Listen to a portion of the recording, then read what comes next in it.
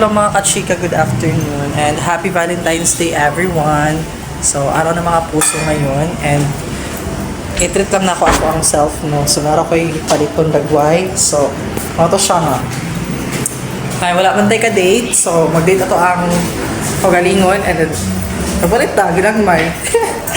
Yan lang. Oh.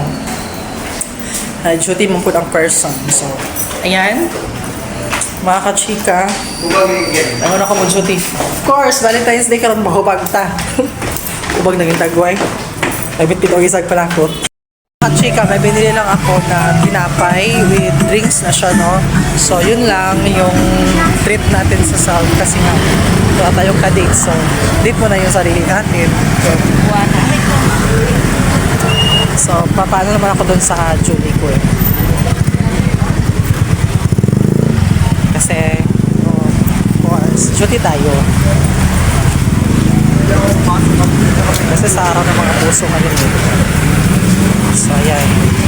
Ako na ko sa shop. So, yun lang. Bye-bye.